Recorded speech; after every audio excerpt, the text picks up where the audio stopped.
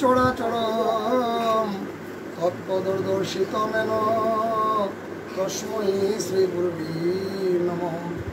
ওম অজ্ঞানম তিমিরাম দৈশ্য জ্ঞানাঞ্জন শলাকয়া চক্ষুর্মিলিত main তস্मै Shri গুরুবে নমঃ। বাঞ্ছাকল্পতরুভ্যশ্চ কৃপা সিন্ধু এব চ পতিতানাং পাবনেভ্যো শ্রী বৈষ্ণবেভ্যো নমো নমঃ। নমো মহাবদন্নায় কৃষ্ণ প্রেম প্রদায়তে কৃষ্ণায় কৃষ্ণ চৈতন্য নাম্নে গৌরতিশে নমঃ। পঞ্চতত্ত্বাত্মকং কৃষ্ণং ভক্তরূপ স্বরূপকং ভক্তাবতারং ভক্তকং নমামি ভক্ত শক্তিকং। তপ্ত কাঞ্চন গৌরাঙ্গী রাধে বৃন্দাবনেশ্বরী বিশ্ববানুসুতে দেবী প্রণমামি হরি। হে কৃষ্ণ করুণা সিন্ধু দীনবন্ধু জগৎপতে গোপেশকান্ত রাধাকান্ত নমস্তুতে। ওম কৃষ্ণায় বাসুদেবায় হরয়ে পরমাত্মানে প্রণত ক্লেশনাশায় গোবিন্দায় নমো নমঃ। নমো ব্রহ্মণ্য দেবায় গোব্রাহ্মণ্য হিতায় চ জগদ্ধিতায় কৃষ্ণায় গোবিন্দায় নমো নমঃ। পাপহং পাপকমহং পাপাত্মা পাপসমভ ত্রয়ীমাং পুণ্ডরীকাক্ষং সর্বপাপ হর হরি। তমেব মাতর্শ্চ পিতা তমেব তমেব বন্ধুশ্চ সখা তমেব তমেব বিদ্যাদ্রবিণম তমেব তমেব সর্বং মম দেবদেব। ঈশ্বর শরণ মাত্রেণ জ্ঞান উৎপদ্যতে স্বয়ং স্বয়ং সর্বসম্পন্ন তস্मै শ্রী গুরুবে নমঃ। শুক্লাম্বরধরং বিষ্ণুং শশীবর্ণং চতুর্ভুজং প্রসন্নবদनं দেব সর্ববিঘ্ন উপশান্তয়ে। নারায়ণং নমস্কৃত্যং নরং চৈব নরোত্তমং দেবীং সরস্বতী চৈব তত জয়মুদ্ভবেৎ। অচতুর্বদন ব্রহ্মা দ্বিবাহুর পরহরি অবলোচন শম্ভু ভগবান বদায়ুনি। গীতা গঙ্গা চ গায়ত্রী গোবিন্দে তেরি দিস্কৃতে চতুর্বর্গাকার সংযুক্তে পুনর্জন্ম ন বিদ্যতে। মুখম করতি বাচলম পঙ্গুলং হয়তি গিরিম ইয়ৎকৃপা তমহং বন্দে পরমানন্দ মাধবম। জয় শ্রীকৃষ্ণ চৈতন্য প্রভু নিত্যানন্দ শ্রী অদত্ত ভগবদ্র শ্রীবাসাদি গৌর ভক্তবৃন্দ। হরে কৃষ্ণ কৃষ্ণ কৃষ্ণ হরে হরে হরে রাম রাম রাম হরে হরে। হরে কৃষ্ণ কৃষ্ণ কৃষ্ণ হরে হরে হরে রাম রাম রাম হরে হরে। হরে কৃষ্ণ কৃষ্ণ কৃষ্ণ হরে হরে হরে রাম রাম রাম হরে হরে। ওম নমো ভগবতে বাসুদেবায় ওম নমো ভগবতে বাসুদেবায় ওম নমো ভগবতে বাসুদেবায়। যাই হোক, অনাদিরাদি গোবিন্দের কৃপায় আমরা এই নব বৃন্দাবন ধামে শান্তির বাসায় মিলিত হয়েছি। ওনার স্বর্গীয় শ্বশুর রাধাচরণ সরকারের মঙ্গলার্থে এবং দিদির বোন মিনতি সরকার, যিনি অত্যন্ত অসুস্থ অবস্থায় হাসপাতালে বিরাজমান আছেন, তার মঙ্গলার্থে আমরা ভগবানের কাছে প্রার্থনা জানাই। ভগবানের শ্রীচরণে আমরা আকুতি জানিয়ে দিয়ে যাই সকল ভক্তবৃন্দের পক্ষ থেকে, তিনি যেন মিনতি দিদিকে আমাদের সামনে নিয়ে আসেন। তো আমরা অনেকেই মনের মধ্যে একটি প্রশ্ন জাগে যে যারা ভগবানের নাম জপ তপ কীর্তন বেশি করে তাদের আবার রোগ সুখ বেশি থাকে, আর যারা অসুরজাত প্রবৃত্তির মানুষ তারা দেবেন খুব সুখে আনন্দে কত অপরাধ কত জঘন্যতম কাজকর্ম করতেছে, এরা দেখবেন কত সুখে থাকে, হয় না?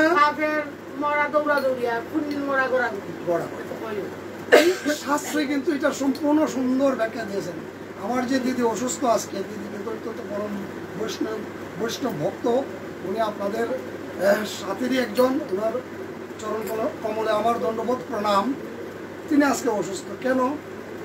শাস্ত্রে বলা আছে যে ভগবান বলেছেন যে তুমি যদি করো আমার আশ তবে আমি করব তোমাকে দাসের দাস, তারপরেও যদি তুমি করো আমার আশ তার করব তোমাকে আমার দাস, তারপরেও যদি তুমি করো আমার আশ তোমার করবো আমি সর্বনাশ, তারপরেও যদি তুমি করো আমার আশ তো তোমাকে করবো আমার অন্তরের দাস।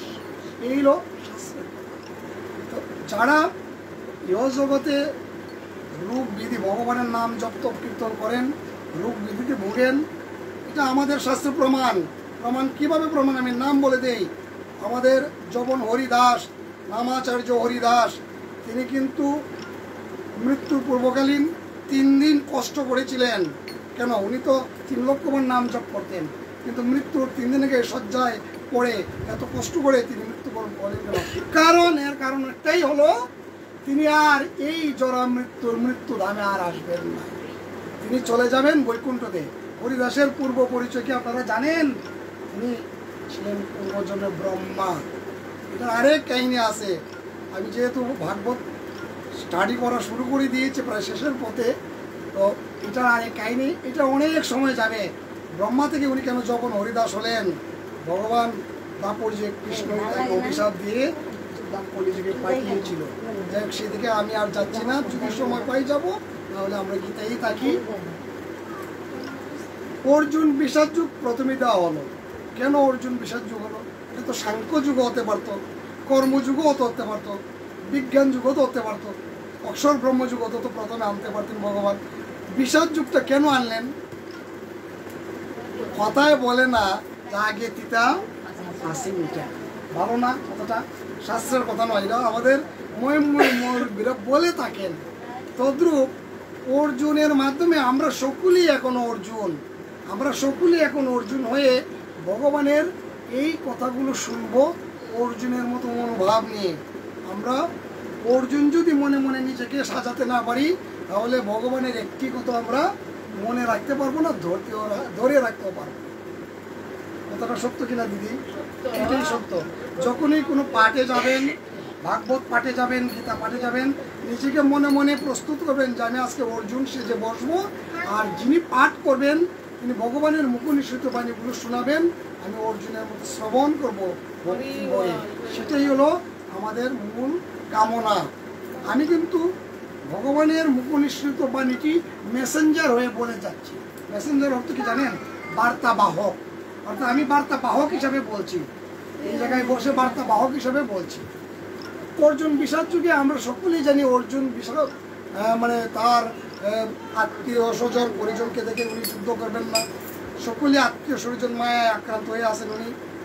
ভগবান আমরাও কিন্তু এইভাবে আমার এই মায়া জগতে আমরা কিন্তু স্ত্রী, পুত্র, কন্যা, সন্তান, আত্মীয় স্বজনকে সামনে রেখে আমরা তাদের উপর কিছু হোক বা তাদের উপর কিছু হামলা হোক, আমরা কি এটা কেউ চাই? অর্জুনও যেমন চাইছিলেন না, আমরাও কিন্তু চাই না আমাদের আত্মীয় স্বজন যেন সুখে থাকি। অর্জুন তো সেটাই বোঝাতে চেয়েছিলেন। এবং যুদ্ধটা কেন হয়েছিল? একটি সম্পত্তির কারণে। দেখেন, আমাদের বাস্তব জীবনে আমরা কিন্তু যত ঝগড়াই করি না কেন, সব কিন্তু অর্থ এবং ভূ সম্পত্তি নিয়ে, স্থাবর এবং অস্থাবর সম্পত্তি নিয়ে ঝগড়া করি। দেখেন থিমটা কোথা থেকে আসছে? পাণ্ডবরা চেয়েছিল 5টি গ্রাম শুধু।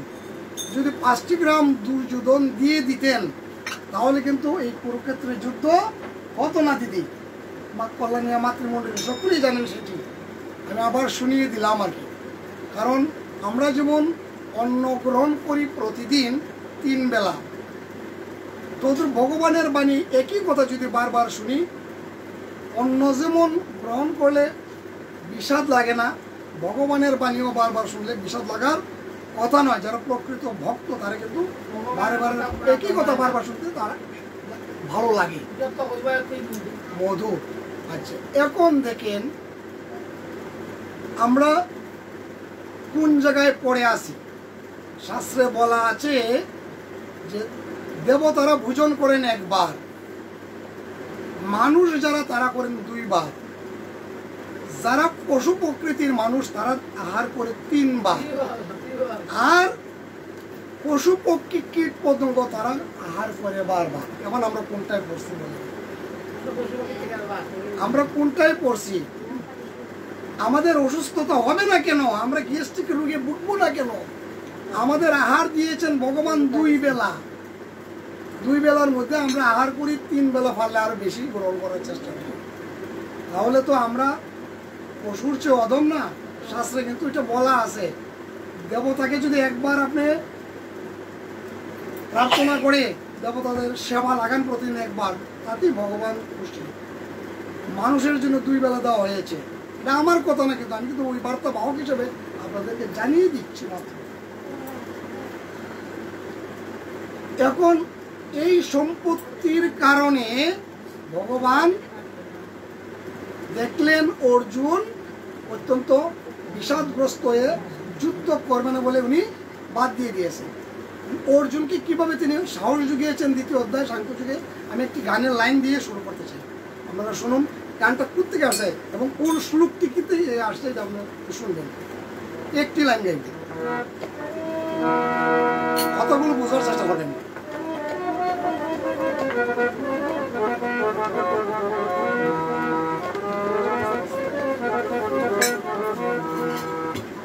তুমি ধরো গুরুর সঙ্গ, তোমার পাপে ভরায় অঙ্গ।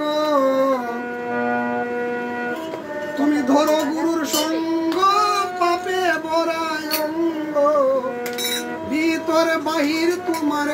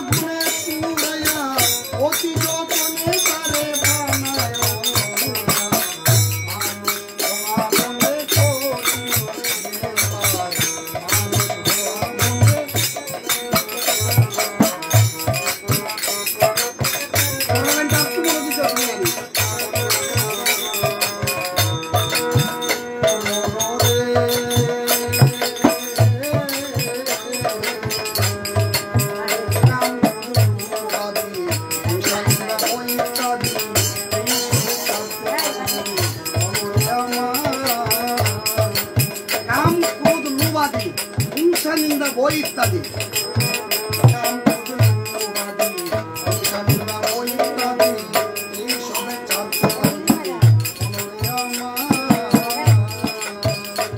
তুমি মায়া নদীর জলে ডুবিও কৌশলে, মায়া নদীর জলে ডুবিও কৌশলে, কাপড় বিজলে যেন তাই কৌশিয়া।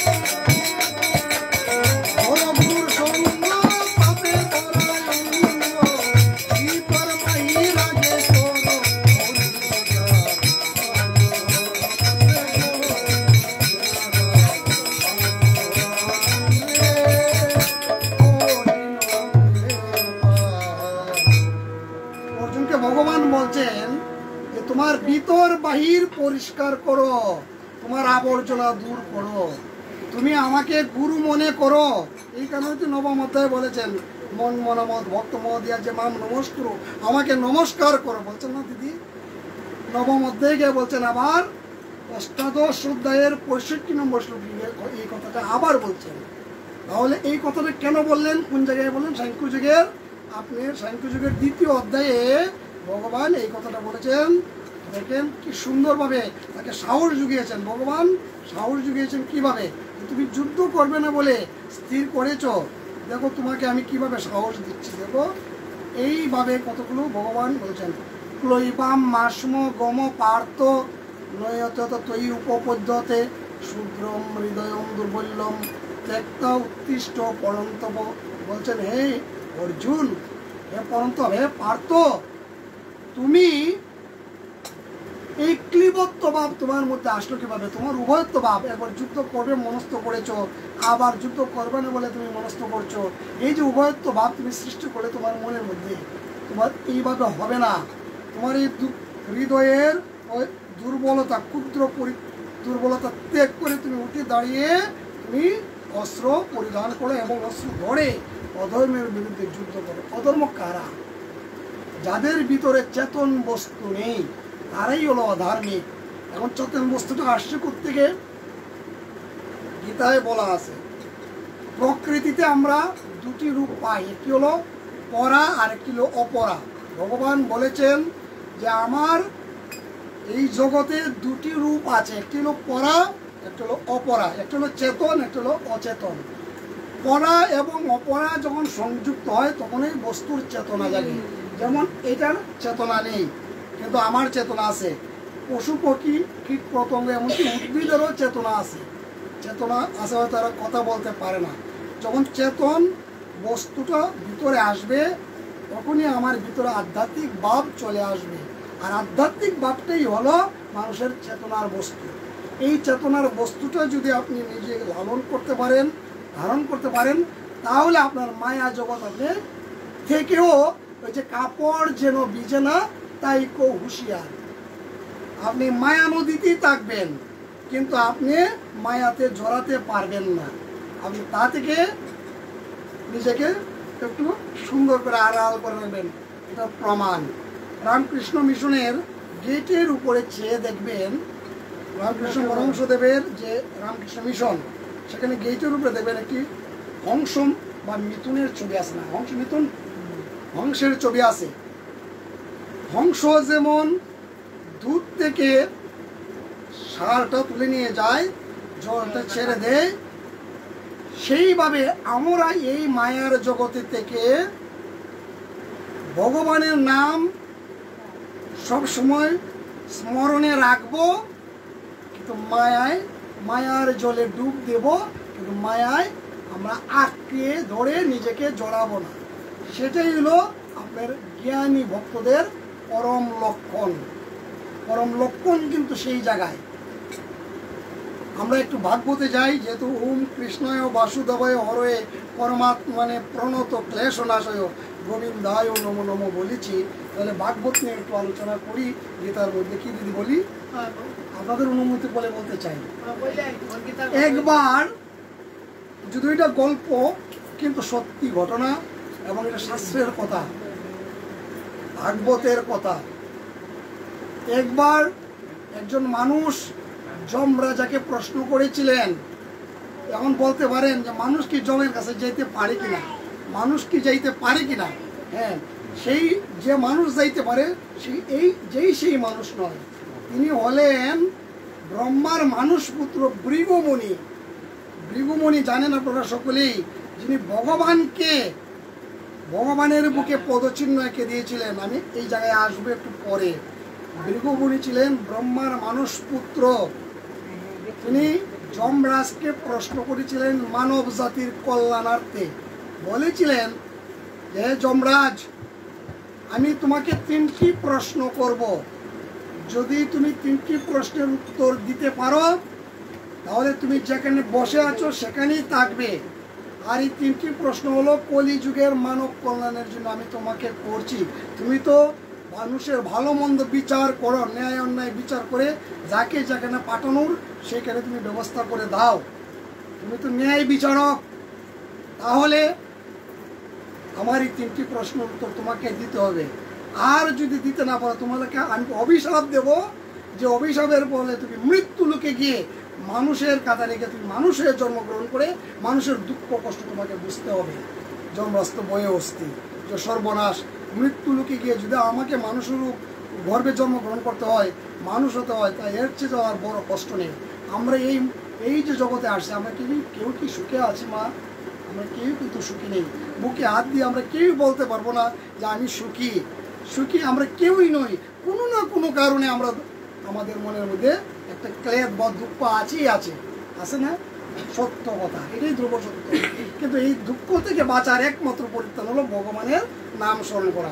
যতক্ষণ পর্যন্ত এখানে বসা থাকবেন, দেখবেন আপনার খাওয়াই আপনার মনের মধ্যে কষ্ট আসবে না। কিভাবে যে সময় চলে যাবে আপনি কেউ বুঝতে পারবেন না। যদি এটা ভিতরে ঢুকতে পারেন, মায়া নদীর জলে ডুব দিয়ে যদি কাপড় না ভিজাতে পারেন, তাহলে আপনার ভালো লাগবে। দুধে কিন্তু মাখন থাকে, কিন্তু মাখন কিন্তু আমরা দেখি না, কিন্তু মাখন কিন্তু মন্থন করে উঠাতে হয়। তদ্রূপ যদি কোনো বক্তা বা প্রবচনকারী অথবা পাঠক যদি কোনো পাঠ করেন, ওইখান থেকে আপনি যদি মূল সার বস্তুটা উঠিয়ে নিতে পারেন, তাহলে আপনি পরম বৈষ্ণব। যাই হোক, যে কথাটা বলছিলাম, ভৃগুমুনি যমরাজকে প্রশ্ন করার পরে যমরাজ বলেন যে ঠিক আছে, মানব কল্যাণে যদি প্রশ্ন হয় তাহলে আমাকে বলুন, আমার কিন্তু ভয় করছে। কারণ ভৃগুমুনি যমরাজ না, শুধু দেবতারাও জানেন যে মুনি ঋষিরা অভিশাপ দিলে দেবতার শরীরে লেগে যায়, লাগে না? পরীক্ষিত মহারাজ তো ক্ষত্রিয় বংশের ছিলেন, শেষ মহারাজ ছিলেন হস্তিনাপুরের। তাকে কি অভিশাপ দিয়েছিল না? শ্রমিক মুনি দিয়েছিলেন। শ্রমিক মুনির ছেলে শৃঙ্গিমুনি দিয়েছিলেন, তার ছেলে। অভিশাপ কিন্তু লেগে যাতে যমরাজ কিন্তু জানেন। তো বলেন যে কৃপা করে বলুন প্রশ্নটা কি। উনি প্রথম প্রশ্ন করেছিলেন যে সংসারে সবচেয়ে বেশি আপন কে? কে সবচেয়ে বেশি আপন? আমার প্রথম প্রশ্নগুলো আপনারা মনে রাখবেন, তাহলে বুঝতে শুরু। কি প্রশ্ন করেছি? ভৃগুমুনি যমরাজকে প্রশ্ন করেছেন সংসারে, এই কলিযুগের সংসারে মানুষের সবচেয়ে বেশি আপন কে? দ্বিতীয় প্রশ্ন করেছিলেন যে মানুষ বারবার মরে কেন? আমরা কি বারবার মরি না, একবার মরি? আমরা সকলেই জানি একবার মরি, কিন্তু না, আমরা কিন্তু বারবার মরছি। কিভাবে? আমাদের জন্ম হয়েছে একবার, কিন্তু মৃত্যু হচ্ছে বারবার। কিভাবে? আমার এই দিদি যখন বয়স ছিল 13 বছর, দেখতে কেমন ছিল? আমার বয়স যখন 10 বছর ছিল, দাদার বয়স যখন 11 ছিল, দেখতে কেমন ছিল? আপনাদের বয়সের বয়স যখন 12-13 ছিল, তখন দেখতে কেমন ছিলেন? এখন 12 বছর বয়সের যে ছবিটি আর এখন আপনার বর্তমান ছবিটি মিলিয়ে দেখুন তো, আপনার চেহারার সাথে আপনি মিলে কিনা? মিলাতে পারবেন না। দেহের মৃত্যু প্রতি কোণে কোণে হচ্ছে, কিন্তু আপনার এই যে গুণের মধ্যে, এই যে ভগবান রাধি গোবিন্দ আপনাকে প্রাণটি দিয়েছেন, জীবাত্মাটা দিয়েছেন, এবং জীবাত্মার ভিতরে পরমাত্মা বসেছেন, এই আত্মা কিন্তু একই আছে। মৃত্যুর আগ পর্যন্ত কিন্তু আপনার আত্মা একই।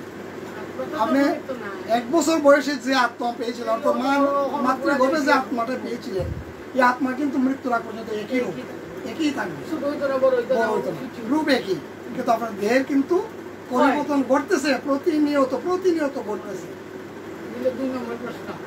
তৃতীয় প্রশ্নটা করেছিলেন মানুষের সবচেয়ে বড় দুঃখের কারণ কি? যমরাজকে প্রশ্ন করেছিলেন বড় দুঃখের।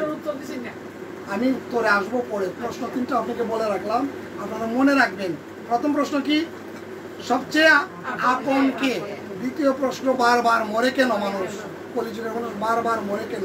তৃতীয় প্রশ্ন হলো সবচেয়ে বড় দুঃখ, কলিযুগের মানুষের সবচেয়ে বড় দুঃখের কারণ কি? এইগুলো প্রশ্নটি মনে রাখেন। এখন যমরাজ চিন্তা করলেন যে আমাকে তো উত্তরটা যথাযথভাবে দিতে হবে। তিনি ভাগবতে আসলেন এবং যুধিষ্ঠির মহারাজ সহ 5 পাণ্ডব যে মোক্ষম লাভ করেছিলেন, অর্থাৎ স্বর্গের পথে, যেটা করে ভাগবতের শেষ অধ্যায়, শেষ ধাপ, মোক্ষম লাভ করার জন্য স্বর্গের পথে গমন করেছিলেন। যখন ভগবান অনাদি গোবিন্দ 125 বছর বয়সে যখন পৃথিবী থেকে তিনি অন্তর্ধান হলেন। আমরা কিন্তু ভগবানকে জন্মও বলি না, মৃত্যুও বলি না, কি বলি? আবির্ভূত হয়েছিলেন, অবতরণ করেছিলেন। দেখেন কথাগুলো কেন অবতরণ করেছিলেন, অসংখ্য রকমের যুক্তিতে আসি। আপনি যদি লঞ্চ ঘাটে যান কি বলবেন? লঞ্চ ঘাট। নৌকা ঘাটে গেলে বলবেন নৌকা ঘাট, বলবেন না? বাস স্টেশনে গেলে বলেন বাস স্টেশন, কিন্তু রেল স্টেশনে গেলে রেল স্টেশন। কিন্তু বিমান গেলে কি বলবেন? বিমান বন্দর বলবেন। এবং বিমান আকাশ থেকে কি করে ল্যান্ডিং করে, অবতরণ করে। বিমান কি করে? অবতরণ করে। বিমান কিন্তু ঘাট বলে না, বিমান ঘাট বলে কি? বলে কি? বলে না। বিমান আকাশ থেকে অবতরণ করে। তদ্রূপ ভগবান এই মহাশূন্য থেকে এই মর্ত্যলোকে অবতরণ করেন। তিনি অবতরণ করেন, সেই কারণে বলা হয় অবতার। এই কারণেই ভগবান অনাদিরাদি গোবিন্দকে বলা হয় অবতার। আর উনি যখন অন্তর্ধান হন, কৃষ্ণের দেহ কি আপনারা কোন কোথাও পেয়েছেন যে তাকে এই আমাদের মতো মৃত্যুলোকের মানুষের মতো কাষ্ট করেছিল, শ্মশানে নিয়েছিল? না, তিনি অন্তর্ধান হয়ে গিয়েছিলেন। তিনি অন্তর্ধান হওয়ার পরে পঞ্চপাণ্ডব চিন্তা করলেন পরীক্ষিত মহারাজকে রাজ্য দিয়ে তারা স্বর্গের পথে গমন করবেন। হিমালয়ের পাদদেশ দিয়ে যাচ্ছেন। হিমালয়ের পাদদেশটি কিন্তু অত্যন্ত দুর্গম, প্রতিটি ধাপে ধাপে বড় বড় পাথর। একটু চিন্তা করুন, আমরা হিমালয়ের দিকে যাচ্ছি এখন, বড় বড় পাথর এবং একদম এইভাবে খাড়া, খুব কষ্ট করে উঠে উঠে যেতে হয়। ধাবিত হচ্ছেন পঞ্চপাণ্ডবকে, প্রথমে হল যুধিষ্ঠির, পরে ভীম, তারপরে অর্জুন, তারপর নকুল, তারপর সহদেব, তার পিছনে দ্রৌপদী, তারপরে একটি কুকুর, তাকে বলা হয় সরমেয়, তাকে ভাগবতীয় ভাষায় বলা হয় সরমেয়। যমরাজ এইটা চিন্তা করলেন, যখন তারা হিমালয়ের পথ দিয়ে স্বর্গে গমন করবেন সশরীরে যাওয়ার জন্য, হঠাৎ করে একটি প্রচণ্ড আকারের শব্দ হলো। যুধিষ্ঠির মহারাজ ভীমকে প্রশ্ন করলেন যে কিসের শব্দ হলো? ভীম বলে যে দাদা বুঝতে পারছি না কিসের শব্দ, মনে হয় আমাদের কাছ থেকে কেউ পড়ে গিয়েছে, পাহাড়ের উঁচু থেকে নিচে পড়ে গিয়েছে। এবং পড়েছে কোথায়? প্রায় 200 মাইল নিচে, ধরেন 200 মাইল নিচে পড়ে গিয়েছে, যেখানে 5 তলা 3 তলা থেকে পড়লে মানুষের কোনো অস্তিত্ব থাকে না। ওই জায়গাতে 200 ফুট নিচে বা 200 মাইল নিচে, ক্রুশ নিচে যদি পড়ে তার কি অস্তিত্ব থাকবে? মনে হয় দ্রৌপদী পড়ে গিয়েছে। দাদা দ্রৌপদী পড়ে গেল কেন? যুধিষ্ঠির মহারাজ বললেন এটা জানার তোমার দরকার নেই, আমরা যেভাবে এগিয়ে যাচ্ছি এগিয়ে যাই, সে পড়ে যাক না। আমি অর্থ বুঝতে চাই দাদা, তুমি একটু বলো কৃপা করে। দ্রৌপদী তো স্বামীকে অত্যন্ত ভালোবাসে, সে তো সতী, ভগবান নিজেই বলেছেন দ্রৌপদী সতী, তাহলে সে সশরীরে আমাদের সাথে যেতে পারলো না কেন?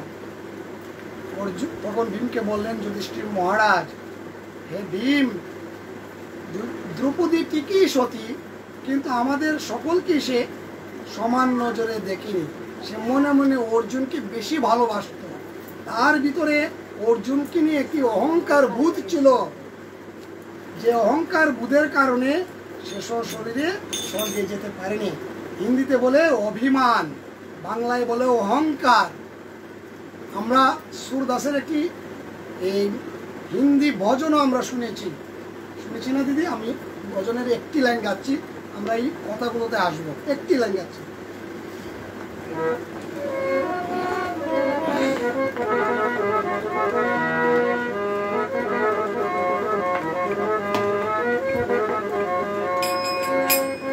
मत कर तू अभिमान रे बंदे, झूठी तेरी शान रे। खरबा मत कर तू अभिमान, मत कर तू अभिमान रे बंदे, झूठी तेरी शान रे। मत कर तू অভিমান করতে নেই, অহংকার করতে নেই।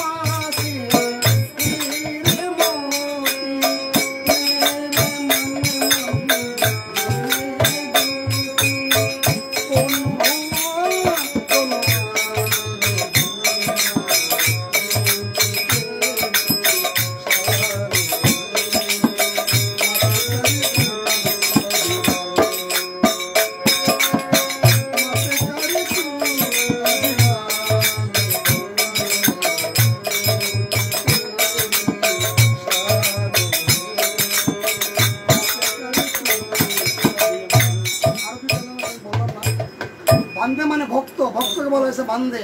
অভিমান মানে অহংকার। এই অহংকারগুলো পরিত্যাগ করতে হবে। আপনার কাছে লাখ লাখ টাকা থাকতে পারে, কিন্তু এই লাখ লাখ টাকা একদিন মাটিতে মিশে যাবে, কিন্তু আপনার নাম মিশে না, থাকবে না। যেমন এই যে আমার স্বর্গীয় শ্রদ্ধেয় গুরুজন রাধাচরণ সরকার, উনি এখন কোথায় আছেন আমরা কি কেউ বলতে পারি? উনি কিন্তু এক সময় হয়তো লাখ লাখ টাকা, হাজার হাজার টাকা উনিও কামাই করেছেন, কিন্তু ওনার এই টাকা পয়সাগুলো কি এখন কারো কাছে আছে? কারো কাছে নেই। আমাদের ওই টাকা পয়সা থাকবে না। যে কথাগুলো একটু মনে রাখেন, আমি যে কথাগুলো ভাগবতে বলছি এই জায়গা দিয়ে কাজে লাগবে, একটু রাখেন। কি বলছিলাম? দ্রৌপদী পড়ে গিয়েছে, তার অভিমান ছিল, অহংকার ছিল।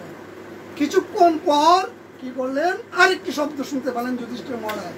বলেন যে ভীম এখন কি হলো? বলো যে সহদেব পড়ে গিয়েছে। কেন পড়লো দাদা? সহদেবও পড়বে। ওর ভিতরে একটি অহংকার ছিল, তার বুদ্ধি বেশি। তার ভাব ছিল যে আমার মতো জ্ঞানী ব্যক্তি এই পৃথিবীতে নেই। আমার ভিতরে যে বুদ্ধি এবং জ্ঞান আছে সেটা আমার পঞ্চ ভাইয়ের মধ্যেও নেই, আর ৬০ ভাইয়ের মধ্যেও নেই। এই কারণে তার পতন ঘটেছে। সেও পড়ে গেল। পরে আসলো কে? নকুল।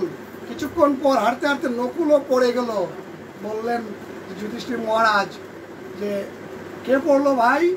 ভীমসেন বললো যে দাদা নকুলও নাই, চলে গিয়েছে, পড়ে গিয়েছে। নকুল পড়লো কেন? ওর ভিতরে রূপের অহংকার ছিল, তার ভিতরে একটা রূপের গর্ব ছিল। আমি সবচেয়ে পৃথিবীর সুন্দর পুরুষ, আমি সুপুরুষ, এতএব আমার মতো রূপ আর আমার ৬০ ভাইয়েরও নাই, আরো কৌরবদের যে ভাই স্যারও নাই, পৃথিবীর সবচেয়ে সুন্দর। এই যে একটা রূপের অহংকার আমরা করি। রূপের বড়াই বেশি দিন থাকে না, গুণের বড়াই থাকে। আপনার ভিতরে যে গুণটি তৈরি করবেন সেই গুণটি মৃত্যুর আগ পর্যন্ত লাগবে। আমরা চলচ্চিত্রে দেখি না, অনেকেই সুন্দর সুন্দর চেহারা নিয়ে অভিনয় করেছিল, কিন্তু এখন তারা অনেকেই বয়োবৃদ্ধ হয়ে গেছে, গালে বাস পড়ে গেছে, তাদের দিকে কেউ তাকাতেও চায় না। চায় কি? চায় না। আমাদেরও একদিন সময় আসবে, যদি বেঁচে থাকি, বয়স যদি ৭০, ৮০ হয়, ৯০ হয়, দেখবেন আমার দিকেও আপনারা তাকাবেন না। কেন তাকাবেন না? কারণ রূপের অহংকার বেশি দিন নয়। নকুলও পড়ে গেলেন এই রূপের অহংকারের কারণে। ২০ বছর দিছিল ভগবানে, আর ২০ বছর দিছিল গুরুদেবে, ৬০, আর ২০ বছর দিছে কুকুরে, আর ২০ বছর দিছে পেশায়। দিয়া ওই ১০০ বছর ১০০ বছর পূর্ণ হয়েছে। ওই চারটার উদাহরণ কি সুন্দর দিল। তদ্রুপ আমরা এই অবস্থায় আছি। যাই হোক, যে কথাটা বলছিলাম, কিছুক্ষণ পর অর্জুনও পড়ে গেলেন। ভীমসেন বললেন যুধিষ্ঠির মহারাজকে যে দাদা অর্জুন পড়লো কেন? সে তো অসুয়া শূন্য, তার ভিতরে তো কোনো অহংকার অভিমান কিছুই ছিল না। না, তার ভিতরও একটা অহংকার ছিল। কি ছিল? সে ভেবেছিল যে পৃথিবীতে আমার চেয়ে ধনুর্ধর বিদ্যায় শ্রেষ্ঠ কেউ নাই, শ্রেষ্ঠ যুদ্ধ নাই, আমি একদিনই কুরুক্ষেত্রের যুদ্ধে শেষ করে দেব। কিন্তু সে পারেনি। সে 18 দিন লেগেছিল এই যুদ্ধ শেষ করতে। এই তার অহংকারের কারণে তারও পতন ঘটে গেল। কিছুক্ষণ পর ভীমসেন নিজেই পড়ে গেলেন। দাদা আমি পড়ে গেছি কেন? বলো দাদা আমি পড়ে যাচ্ছি কেন? বলছে রে ভাই, তুই তো খুব বেশি খেতে, তুই ৫ ভাইয়ের মধ্যে সবচেয়ে বেশি খেতে, তুই অন্যদের খাবারের কথা চিন্তা করতি না। তুই যখন খাইতি তখন আমাদের কথাও চিন্তা করতে না, কারো কথা ছিল, সব খেয়ে ফেলতে, একাই ভাবতি যে আমার চেয়ে আর কে খাওয়াইয়া আছে, আমার চেয়ে শক্তিশালী কে আছে, এমন একটা ভাব ছিল তোর মনে। ভাই, আমরা পাড়া প্রতিবেশীকে অভুক্ত রেখে নিজে খাই না? উদাহরণগুলো দেখেন কিভাবে ভাগবতে দিয়ে গেছে যে তুই আমাদের কত চিন্তা করিস নি, তোর আত্মীয় স্বজনের কত চিন্তা করিস নি, তুই নিজে নিজে অনেক বেশি খেতে। সে কারণে তোর এই কারণে তার একটা অহংকার ছিল তোর মনে, তুইও পড়ে গেলে ভাই। যুধিষ্ঠির মহারাজ একাই চললেন, পিছনে তার সাথে কি স্বর্মেয় অর্থাৎ কুকুর, একটি কুকুর। হিমালয়ের একজন ঠিক শেষ প্রান্তে যখন গেলেন, স্বর্গ থেকে পুষ্প বিমান চলে আসলো। দেখেন দাপর যুগেও বিমান ছিল। দেখেন বাস্তবতা কত, এই যুগেও বিমান আছে, আছে কিনা? এই যুগেও বিমান আছে। তাহলে আজ থেকে ৫,২৪৯ বছর আগে যদি ভগবান বিমানের কথা বলতে পারেন, ত্রেতা যুগেও বিমানের শব্দটা আছে, রামায়ণও আছে। তাহলে বিমান শব্দটা কি কলিযুগের শব্দ? সনাতন ধর্ম সত্য সনাতন এবং অতীতে ছিল, বর্তমানে আছে, ভবিষ্যতে থাকবে। সনাতন ধর্মের উপর যে রূপ অত্যাচার, ঝড় ঝঞ্ঝা তুফান বয়ে গেছে, অন্য কোনো ধর্ম উপরে যদি এইরকম ঝড় ঝঞ্ঝা যেত, অস্তিত্ব পাওয়া যেত না। কিন্তু সনাতন ধর্ম হলো মূল। এটার প্রমাণ আমি দিচ্ছি কিছুক্ষণের মধ্যেই। পুষ্পরথ বিমান যখন আসলেন, যুধিষ্ঠির মহারাজকে বললেন যে হে মহারাজ, আপনি এই বিমানে উঠুন, আপনাকে সশরীরে নিয়ে যেতে হবে কোথায়? ভগবানের নিত্য ধামে। বললেন যে আমি যাব ঠিকই, আমার সাথে শর্মিও যাবে, অর্থাৎ কুকুরটিও যাবে। না, কুকুরকে তো নেওয়া যাবে না, তাকে নেওয়া যাবে না, তাকে ছাড়া আমি যাব না। সে আমার চিরজীবন আমার সাথে, সুখে দুঃখে সে আমার সাথে ছিল, সে প্রভু ভক্ত। দেখবেন কুকুর কিন্তু প্রভু ভক্ত। আমরা কিন্তু প্রভু ভক্ত হতে পারিনি, কিন্তু একটি পশু হয়ে একটু কুকুর প্রভু ভক্ত হয়ে যায়। কুকুর কিন্তু প্রভু ভক্ত হয়ে যায়। এই কুকুরকে আমি সাথে দিয়ে যাব, যদি তাকে না নেওয়া হয় আমি এই বিমানে উঠব না। তখন এই কুকুরটি দিব্য রূপ ধারণ করলেন। তিনি কে? ধর্মরাজ। ধর্মরাজ বলেন যে হে যুধিষ্ঠির মহারাজ, আপনার ধর্ম ভাষণা এবং চিন্তায় আমরা অত্যন্ত খুশি হয়েছি। আপনাকে পরীক্ষা করা হয়েছিল, আপনি পরীক্ষায় পাশ করেছেন। আপনি দিব্য রথে বা বিমানে উঠে বসুন, সশরীরে স্বর্গে গমন করুন। প্রথম প্রশ্ন কি ছিল যমরাজের কাছে?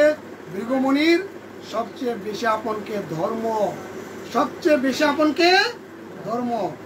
ভৃগুমুনি অত্যন্ত খুশি হলেন। হ্যাঁ, আমি খুশি হয়েছি যে অত্যন্ত আপন হলেন ধর্ম। ধর্মকে আরেকটি উদাহরণ দিয়ে, আমাদের যারা ছাত্রছাত্রী আছো, তোমাদের সনাতন ধর্ম যে বইটি, হিন্দু ধর্ম ও নৈতিক শিক্ষা, আগে ছিল ধর্ম বইয়ের নাম হিন্দু ধর্ম শিক্ষা, এখন কিন্তু ও দিয়া নৈতিক শিক্ষা। নৈতিক শিক্ষা না থাকলে কোনো শিশুরা মানুষ হতে পারে না। নৈতিক শিক্ষার অবশ্যই প্রয়োজন। এই কারণেই প্রবক্তারা যারা প্রবচন করেন, তারা গীতা ভাগবতের পাশাপাশি নৈতিক শিক্ষার উদাহরণ দেন। দেন কিনা? বড় বড় পাঠকরা দেন কিনা? দেন।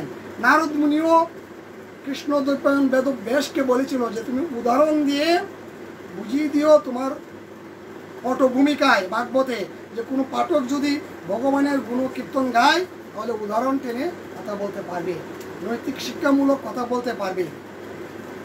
এক ব্যক্তি,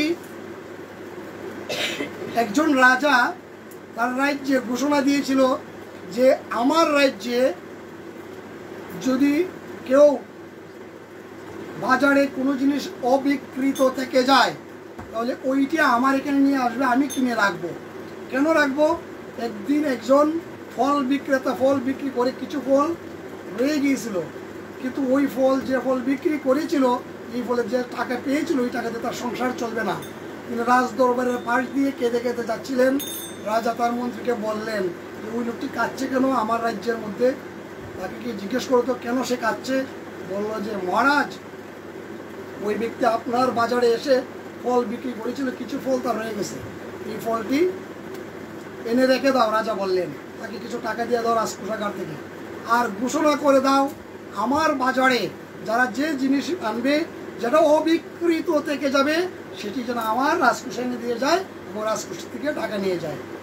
একদিন এই রাজাকে পরীক্ষা করার জন্য ধর্মরাজ কর্মকারের বেশ ধারণ করে একটি অলক্ষ্মীর মূর্তি এনে বাজারে নিয়ে আসলেন। আচ্ছা, অলক্ষ্মীর মূর্তি কেউ কিনবো? কেউই অলক্ষ্মীর মূর্তি আর কিনলো না। তিনি অলক্ষ্মীর মূর্তি নিয়ে বাড়ির দিকে রওনা দিলেন, রাজ দরবারের রাজবাড়ির সামনে দিয়ে। তখন রাজবাড়ির সামনে দিয়ে যাচ্ছে, কাঁদতে কাঁদতে যাচ্ছে। তখন মন্ত্রী বলল যে আপনি কি এনেছেন বিক্রি করার জন্য? যে আমি একটি অলক্ষ্মীর মূর্তি এনেছিলাম বাজারে, সেটি বিক্রি করতে পারিনি, কেউ কিনেনি। এখন আমার তো রাজা যেহেতু বলেছেন যে অবিকৃত জিনিস রাজা কিনবেন, রাজার কথা রাজা রাখুক। হ্যাঁ, অবশ্যই। মন্ত্রী বলতেছেন না না না, অলক্ষ্মীর মূর্তি রাখা যাবে না। রাজা বলছেন যে আমি যেহেতু বলেছি, কথা দিয়েছি, আমার বাজারে যা জিনিস অবিকৃত থাকবে আমাকে কিনতে হবে, এই অলক্ষ্মীর মূর্তিও কিনো। তখন অলক্ষ্মীর মূর্তি কেনার সাথে সাথেই রাজার বাড়িতে যে লক্ষ্মী ছিলেন, লক্ষ্মী চলে গেলেন, মা দুর্গা চলে গেলেন, গণেশ চলে গেলেন, কার্তিক চলে গেলেন, মহাদেব চলে গেলেন, সকল দেবতারই যাওয়া শুরু করলেন। এমনকি ধর্মরাজ দেবতাও চলে গেলেন, যেতে চাইলেন। ধর্মরাজকে আমরা সকলে জানেন, অনন্ত অনাদিরাদি গোবিন্দ ভগবান কৃষ্ণচন্দ্র, তিনিই ধর্মরাজ। তখন রাজা তাকে প্রশ্ন করলেন, হে ধর্মরাজ, আপনি চলে যাচ্ছেন কেন? আমি তো অধর্মের কাজ করিনি না, সকল দেবতা চলে গিয়েছে, তুমি অলক্ষীর মূর্তি ঘরে রেখেছো, আমিও তো থাকতে পারি না, আপনি যেতে পারেন না। রাজা বলেন, না, আপনি যেতে পারেন না, আমি ধর্ম রক্ষা করেছি, এত অলক্ষীর মূর্তি আমি কিনেছি, আমার কথা রেখেছি, এত আপনি সকল দেবতা চলে গেল, আপনি যেতে পারবেন না। ধর্ম রাজ এখানে আটকে গেলেন। ভগবান বললেন যে ঠিক আছে, আমি আবার তোমার গিয়ে গেলাম। যেখানে ধর্মরাজ আবার চলে আসলেন, সকল দেবতারাই আবার তার গিয়ে চলে আসলেন। তাহলে ধর্মরাজকে অনাদারে আদি ভগবান কৃষ্ণচন্দ্র, ভগবান কৃষ্ণই হলেন ধর্মরাজ। তাহলে যুধিষ্ঠির মহারাজ কি করলেন? ধর্ম রক্ষা করলেন কুকুরকে সাথে নিয়ে যাওয়ার জন্য। তাহলে প্রথম প্রশ্নের উত্তর আমরা পেলাম, সবচেয়ে আপন হলো ধর্ম, এবং ধর্মকে ধর্মরাজ যিনি আমাদের অন্তরে পরমাত্মা রূপে বিরাজ করছেন। দ্বিতীয় প্রশ্ন কি বলেছিলাম যে মানুষ বারবার মৃত্যুবরণ করে গেল। এই গানটি কিন্তু আমি এখনই গিয়ে গেলাম, যে অভিমান অহংকার বোধ, এই গানটি লিখেছেন কে জানেন? পরম বৈষ্ণব হিন্দি কবি সুরদাস। সুরদাস ছিলেন হিন্দি কবি, এবং তিনি ছিলেন জাতে অন্ধ, জন্মান্ধ ছিলেন। অন্ধ থেকেও তিনি 28,000 ভজন, কৃষ্ণের ভজন লিখে দিয়েছিলেন। তার গানটি আমি গিয়েছি। আর এই ভজনগুলোই আমাদের অনুপ জালোটা মহোদয়জি সহ সকল শিল্পীবৃন্দ আছে, অনেকেই ভজন গান। কিন্তু এই সুরদাসের কাহিনী কি আপনারা জানেন? যদি সুরদাসের কাহিনী শুনেন, আপনাদের চোখে অনবরত চলে এসে যাবে, আমারই চোখে জল এসে যায়। সুরদাস জন্মান্ধ ছিলেন।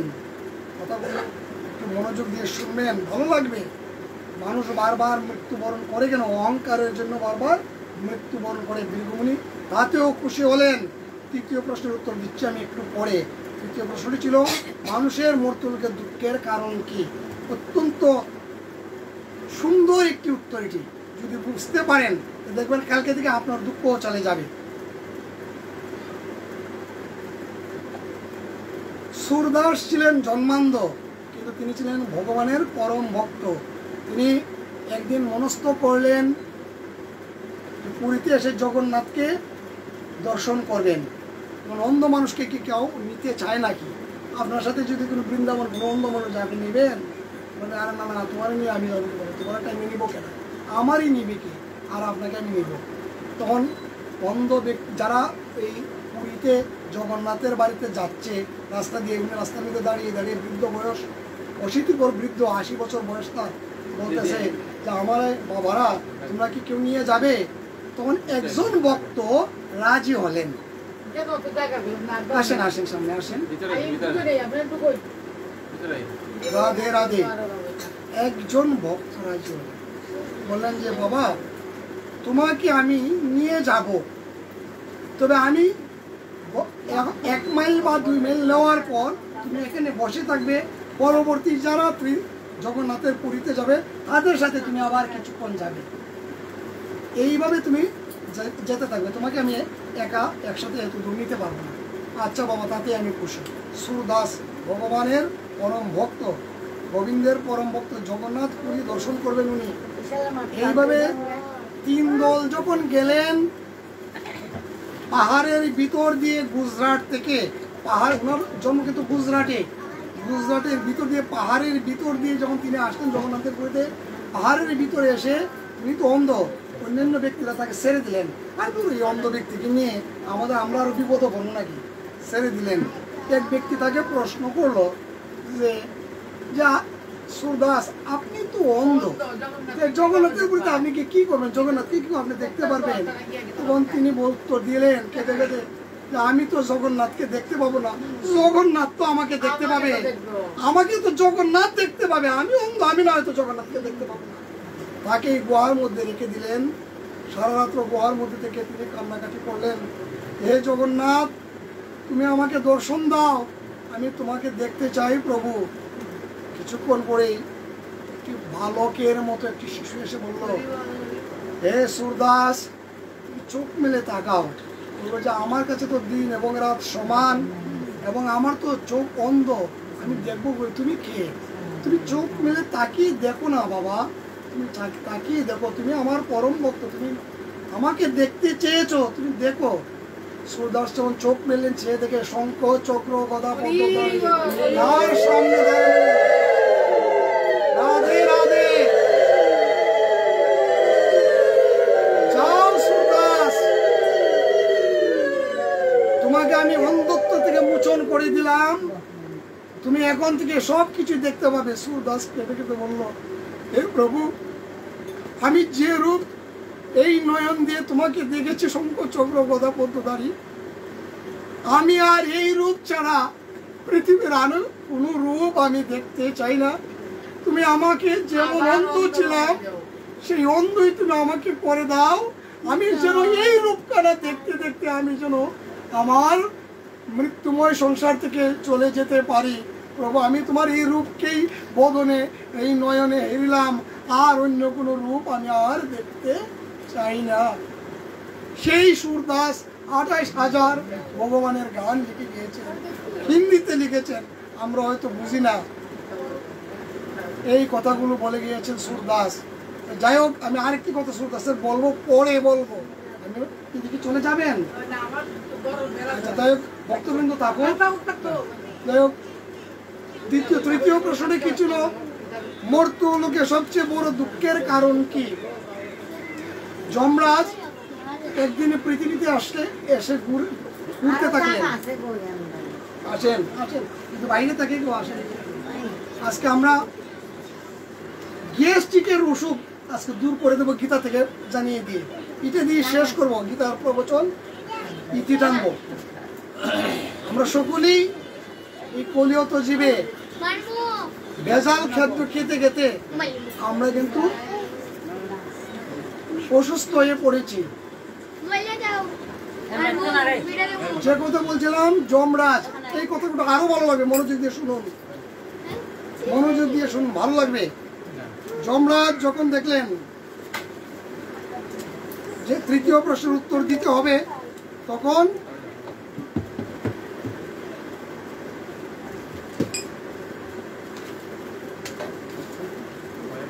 তৃতীয় প্রশ্নের উত্তর যখন দিতে হবে, যখন যমরাজ বললেন, তখন সে করলেন কি? একটা ঘটনা দেখলেন যমরাজ। ঘটনাটা কি? এক ভদ্রলোকের, আমি সেদিন একটি পার্টি বলেছিলাম বিষয়টি, এক ভদ্রলোকের প্রচুর বিত্ত বৈভব, ধন রত্ন, অডেল টাকার মালিক, স্থাবর অস্থাবর মিলে এমন সম্পত্তি সে করেছে, তার সেক্রেটারিকে বলেছে, আচ্ছা তুমি আমার সম্পত্তির হিসাবটা করে দাও তো দেখি কত হয়েছে, আমার সম্পত্তি কত বিলিয়ন টাকা আমার হয়েছে। সেক্রেটারি সময় নিলেন 7 দিনের, যে মালিক আপনি আমাকে 7 দিনের সময় দিন, 7 দিন পরে আপনাকে হিসাব মিলিয়ে দেব। 4 জন হিসাব রক্ষক 7 দিনে মিলিয়ে তাকে হিসাব দিলেন যে আপনি যে সম্পত্তি করেছেন, আপনার সম্পত্তি 7 পুরুষ বসে বসে খেলেও এই সম্পত্তি ফুরাবে না। তিনি অজ্ঞান হয়ে গেলেন এই কথা শুনে। যারা অ্যাকাউন্টেন্ট ছিলেন তারা তো হতবাক। ঘটনাটা কি? তার স্ত্রীও হতবাক। ঘটনাটা কি? অজ্ঞান হয়ে গেলেন কেন? 7 পুরুষ যেখানে বসে বসে খেলেও তার সম্পত্তি ফুরবে না, ওই জায়গার মধ্যে সে অজ্ঞান হয়ে গেলেন কেন? তাকে জল টল ঢেলে তাকে সুস্থ করার পরে জিজ্ঞেস করলো, আরে 7 পুরুষ তো বসে বসে খাবে, 8 পুরুষের যে আমার থাকবে তারা কি করে খাবে? ওই চিন্তাই আমি অজ্ঞান হয়ে গেছি। চিন্তা করেন, বাস্তব জীবনে আমরা কিন্তু এই জগতে এইভাবেই চলছি। আমাকে আরো চাই টাকা, আরো চাই টাকা। আমার যখন 1000 হবে তখন চাই 2000, 2000 থেকে 4000, 4000 থেকে 8000, 16000, 32000, 64000, লক্ষ, 2 লক্ষ, 5 লক্ষ, 10 লক্ষ, কোটি কোটি টাকার স্বাদ আমার আর মিটে না। স্ত্রী চিন্তা করলেন যে তার যে চিন্তা, সে এখন ব্যবসা বাণিজ্যে তো যায় না, খাওয়া দাওয়া ঠিক মতো তো করে না। যমরাজ দেখতেছেন বিষয়টি, কিছুই সে করে না। তখন স্ত্রী জিজ্ঞেস করো তোমার হয়েছেটা কি? আমার কিছু হয় নাই, আমি শুধু চিন্তায় শুধু আসি এটাই যে আমার অষ্টম পুরুষ কিভাবে খাবে। সপ্তম পুরুষ পর্যন্ত তো খাবে, ঠিক আছে, অষ্টম পুরুষ কিভাবে খাবে, আমার এত সম্পত্তি। বলে যে ঠিক আছে তোমাকে নিয়ে চলো আমরা গুরুর কাছে যাই, আমাদের যে কোনো গুরু তার কাছে যাই, গুরু হয়তো একটা সমাধান দিবেন। যেহেতু বড় লোক, শিষ্য গুরু বাড়িতে যাবেন, 1 বস্তা চাল, 1 কেজি 2 কেজি ফল, আঙ্গুর ফল, আপেল, এই দ্রব্যমূল্যের ঊর্ধ্বগতিতেও দামি দামি জিনিস নিয়ে গুরুদেবের বাড়িতে গিয়ে হাজির হলেন। অনেক কিছু নিয়ে প্রায় 1 মাসের বাজার করে নিয়ে গেলেন গুরুদেবের বাড়িতে। যমরাজ কিন্তু দেখছেন। তারপর গুরুদেবের কাছে যাওয়ার পরে গুরুদেব সামনে নিয়ে রাখলেন এই জিনিসপত্রগুলো, বলেন যে গুরুদেব আপনি এই জিনিসগুলো অন্যান্য আমার গুরু ভাইদেরকে বলেন ভিতরে নিয়ে রাখতো, রাখো তোমার জিনিসগুলো। গুরুদেব তার অন্য শিষ্যকে বললেন যাও তো আমার এই কুটিরে গিয়ে দেখো তো আমার আজকের খাদ্য আছে কিনা, ভগবানের প্রসাদ আজকের জন্য আছে কিনা। শিষ্য এসে বললেন যে গুরুজি আজকের মতো প্রসাদ আছে কিন্তু আগামীকালের জন্য নেই। তখন তার শিষ্যকে বললেন, ধনী শিষ্যকে বললেন তোমার এই জিনিসগুলো ফিরিয়ে নাও, আমার কোনো এই জিনিসগুলোর প্রয়োজন নেই।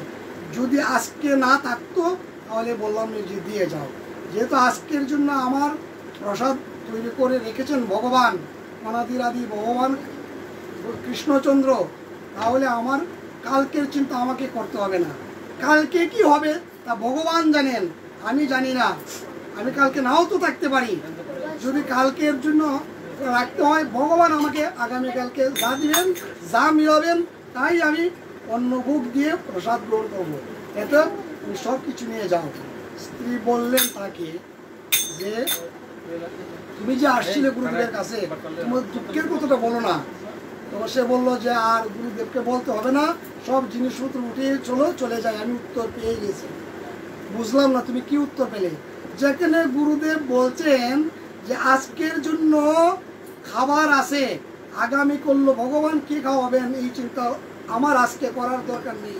আর সেখানে আমি 7 পুরুষ পরে 8 পুরুষের সময় কি খাবে ওই চিন্তা করতে করতেই আমি অজ্ঞান হয়ে গিয়েছিলাম, এখনো এই চিন্তাই করতেছি। আসলে তো এটাই সত্য, আগামীকাল কি হবে আমরা তো কেউ জানি না। আমরা কি জানি? আমরা কেউ জানি না। তবে আমি আমার উত্তর পেয়ে গেছি, চলো আমরা চলে যাই। যমরাজ ভৃগুমুনিকে বললেন যে মানুষের দুঃখের কারণ হলো যে প্রতিনিয়ত ওভার থিঙ্কিং, অতিরিক্ত চিন্তা করা। আমরা সকলেই অতিরিক্ত চিন্তা করি না। ডাক্তার বলে কি, আজকাল বাস্তবতার সাথে মিলিয়ে থাকে, ডাক্তার বলে কি, ডাক্তার বলেন যে আপনি অতিরিক্ত টেনশন নেবেন না, বলে কি না? আমার দিদি তো মনে হয় ডাক্তারিও করেছেন। অতিরিক্ত চিন্তা করেন না, টেনশন নেবেন না, নো টেনশনও করবেন, খাইবেন, ভগবানের নাম জপ তপ কীর্তন করবেন, যে যে ধর্মে আছেন সেই ধর্মে ভগবানের নাম স্মরণ করবেন, আর আপনার কোনো প্রেশার হবে না। আমাদের যে ওভার থিঙ্কিংয়ের কারণে তো হাই প্রেশার, তাই না মা? হাই প্রেশারটা হয় কি কারণে? অতিরিক্ত চিন্তার কারণে হয় কি না? ভৃগুমুনি অত্যন্ত খুশি হলেন যে যমরাজ আপনার উত্তরগুলো সঠিক হয়েছে। এত মর্তুলোকে এটাই উদাহরণ রইল যেন তারা যেন ওভার থিঙ্কিং না করে, অতিরিক্ত চিন্তা না করে। অতিরিক্ত চিন্তা করলেই দুঃখের কারণ হয়ে দাঁড়াবে। তাহলে কি করতে হবে আমরা একটু গানে গানে বলি।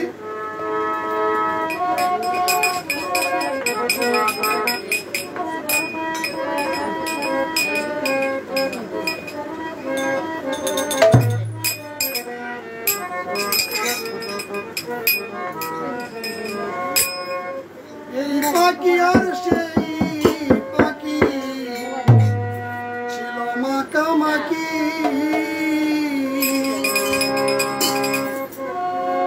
এই পাখি আর সেই পাখি ছিল মাখামাখি।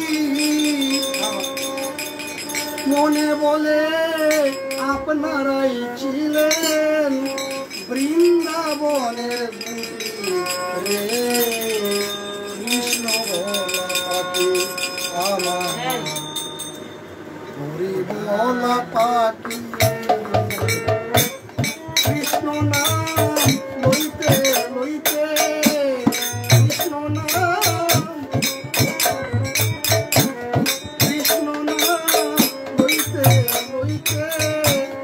ধরে যাও রে কৃষ্ণ বলা পাখি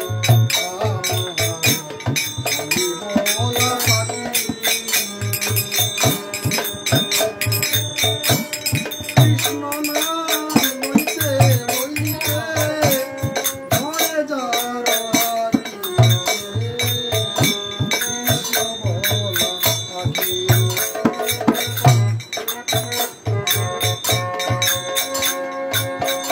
ভক্ত সঙ্গ কৃষ্ণ সঙ্গ কৃষ্ণের ভক্তের মাঝে বিরাজ করে কৃষ্ণ দয়া হরি বল হরি বল ভক্ত সঙ্গ করে কৃষ্ণ সঙ্গ ভক্তের মাঝে বিরাজ করে কৃষ্ণ দয়াময়। এতদিনে বুঝলাম আমি রে,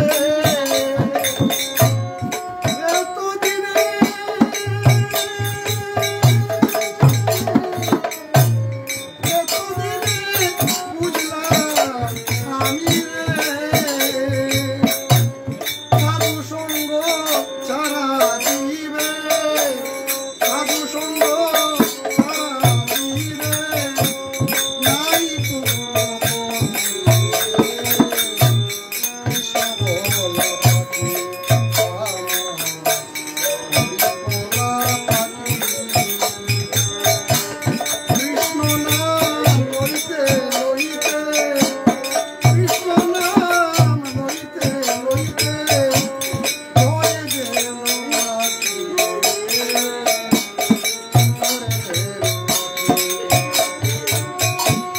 এই পাখি আর সেই পাখি ছিল মাখামাখি, এই পাখি আর সেই পাখি ছিল মাখামাখি, মনে বলে আপনারাই ছিলেন, মনে বলে আপনারাই ছিলেন বৃন্দাবনের তীরে, কৃষ্ণ বলা পাখি বলা পাখি কৃষ্ণ নাম লইতে লইতে ধরে গেল কৃষ্ণ বলা পাখি হরি বল রাধে রাধে। শ্রদ্ধাবান লভতে জ্ঞানম তৎপরহ সংযতি ইন্দ্রিয় জ্ঞানম লব্ধা পরাম শান্তিম অচিরন অধিগচ্ছতি। শ্রদ্ধাবান ব্যক্তিরাই সেই জ্ঞান অর্জন করে, যে জ্ঞান অর্জন করলে তার সন্তানেরও মানুষের মতো মানুষ হতে পারে। এটা গীতার কথা, এটা চতুর্থ অধ্যায়ে ভগবান বলেছেন। আমরা আসি সপ্তদশ অধ্যায়ে, ভগবান দেখেন কি বলেছেন সপ্তদশ অধ্যায়ে। আমরা গীতা পড়ি এবং শুনি, কিন্তু আমরা ধারণ করি কিন্তু পালন করি না। আমি ওই যে কথাটা বলেছিলাম সপ্তদশ অধ্যায়ে দেখেন ভগবান এই যে আমরা অসুখ বিসুখে ভুগি, দেখেন বাস্তবের সাথে মিলে কিনা। সপ্তদশ অধ্যায়ে ভগবান আহার নিয়ে তিনটি ধাপ বলেছেন: সাত্বিক আহার, রাজসিক আহার, তামসিক আহার। আমরা কি খাচ্ছি আর আমরা কিভাবে আমরা অসুস্থ হচ্ছি, এবার এই শ্লোকের সাথে মিলিয়ে নিন, বুঝতে পারবেন। যদি এই তিনটি শ্লোক, বেশি না, এই আজকের গীতা পাঠ থেকে যদি আপনারা এই তিনটি ভগবানের মুখনিঃসৃত বাণী যদি পালন করতে পারেন, আমি এই জায়গায় আমি অধম, আপনাদের বৈষ্ণবের দাসের দাস, আমি কিন্তু আপনাদের চরণ ধুলি মাথায় নিয়ে কথাটা বলছি। আমি ভক্ত সঙ্গ করতে এসেছি এখানে। কি বলেছেন দেখেন: আয়ুষত্ব বলারোগ্য সুখ প্রীতি বিবর্ধনা রসা স্নিগ্ধা স্থিরা হৃদাহারা সাত্বিক পিয়াহা। অর্থাৎ সাত্বিক ব্যক্তিদের খাদ্য হলো রসযুক্ত এবং স্নিগ্ধ মানে স্নেহ জাতীয় খাবার, এবং পরিপাক জাতীয় খাবার হলো সাত্বিক ব্যক্তিদের আহার। এই জাতীয় যদি আহার গ্রহণ করেন আপনার আয়ু বৃদ্ধি পাবে, আপনার বল বৃদ্ধি পাবে, আপনার দেহের সুখ বৃদ্ধি পাবে। এখন একটু ব্যাখ্যায় আসি। রসযুক্ত খাবার কি? যেগুলো খাবার সতেজ, বাসি নয়, আপনার টাটকা খাবার। স্নিগ্ধ খাবার কি? স্নেহ জাতীয় খাবার। যারা বিজ্ঞান পড়েন, আমিষ জাতীয় খাবার মধ্যে স্নেহযুক্ত খাবার আছে না? স্নেহযুক্ত খাবার খেলে ভিটামিন শরীরে হাড় কয় রোধ করে, দেহের শক্তি বাড়ায়, চোখের জ্যোতি বাড়ায়। বাড়ায় কিনা? এগুলো সাত্ত্বিক ব্যক্তিদের প্রিয়। এই কারণেই 70 যুগে মানুষেরা এই ছিল 1 লক্ষ বছর। তারা খাবার খেত, একবেলা কি খেত? ফলমূল খেত, টাটকা ফলমূল খেত, বাসি দুর্গন্ধযুক্ত খাবার খেত না, সতেজ খাবার খেত।